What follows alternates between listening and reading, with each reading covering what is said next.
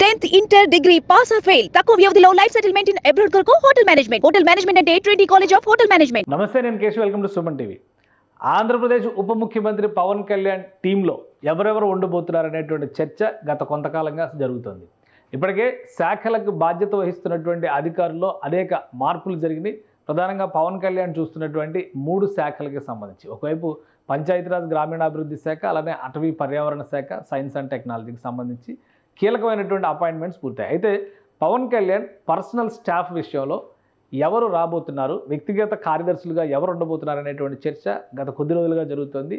IAS officer Krishna తేజని ప్రత్యేకంగా Kerala cadre నుంచి ఆంధ్రప్రదేశ్కి పిలిపించడానికి ప్రయత్నాలు కూడా జరుగుతున్నాయి. ఇదే క్రమంలో ఏపీ సర్కార్ కేంద్రానికి లేఖ కూడా రాసింది. అయితే కృష్ణతేజ ఇంకా అక్కడి నుంచి రిలీవ్ కాని పరిస్థితుల్లో ఇప్పుడు ఆయన ఓఎస్డీగా బాధ్యతలు ఎవరు స్వీకరించబోతున్నారు అనేది ఆసక్తికరంగా మారింది. ఈ క్రమంలోనే కడపలో ఆర్డీఓగా పనిచేసిన మధుసూదన్ అనే యువ అధికారికి కొత్తగా పవన్ కళ్యాణ్ ఓఎస్డీగా బాధ్యతల్ని అప్పగించారు. మర్యాదపూర్వకంగా ఆయన పవన్ కళ్యాణ్తో భేటీ కూడా చేశారు.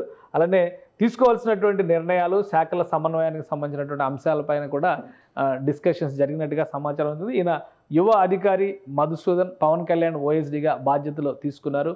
గత సార్వత్రిక ఎన్నికల్లో ఆయన సేవలు అందించారు. అలానే కడపలో, ధర్మవరంలో ఆర్డీఓగా పనిచేసినటువంటి అనుభవం ఉంది. అంటే గ్రూప్ 1 ఆఫీసర్ క్యాడర్ కింద మనం దీన్ని చూడాల్సి ఉంటుంది. ప్రస్తుతానికి ఓఎస్డీ అంటే ఆఫీసర్ ఆన్ స్పెషల్ డ్యూటీగా పవన్ కళ్యాణ్కి సంబంధించి అంటే డిప్యూటీ సీఎంకి సంబంధించినటువంటి బాధ్యతల సమన్వయం కోసం ఆయన్ని రాష్ట్ర ప్రభుత్వం నియమించింది.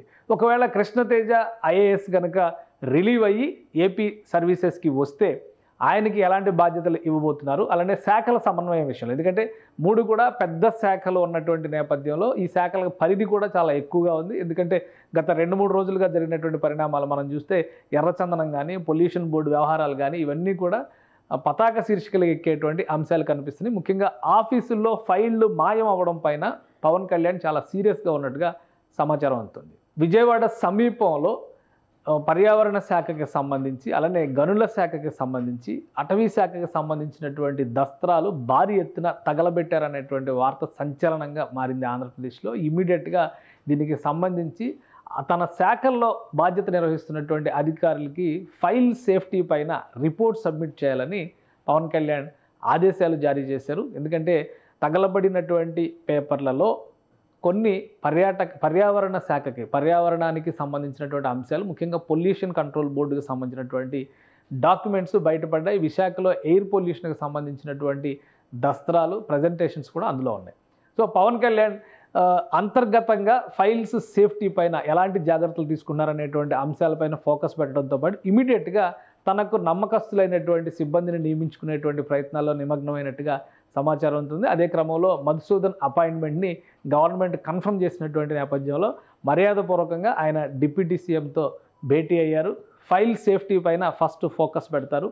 అలానే వివిధ శాఖలకు సంబంధించి జరుగుతున్నటువంటి అంశాలపైన ఆయన పర్యవేక్షణ కూడా ఖచ్చితంగా ఉంటుంది. అదే సమయంలో కృష్ణతేజ ఐఏఎస్ రిలీవ్ అయితే కనుక ఆయన ఫుల్ టీమ్ని, అంటే కోర్ టీమ్ని పవన్ కళ్యాణ్ తయారు చేసుకునేటువంటి అవకాశాలు ఉన్నాయి. అప్పటి వరకు ఓఎస్డీ బాధ్యతల్ని చాలా స్పష్టంగా మధుసూదన్కి అప్పగించే అవకాశాలే ఎక్కువ కనిపిస్తున్నాయి. సుమన్ టీవీలో మీ పర్సనల్ అండ్ బిజినెస్ ప్రమోషన్స్ కోసం కింది నెంబర్కి కాంటాక్ట్ చేయండి.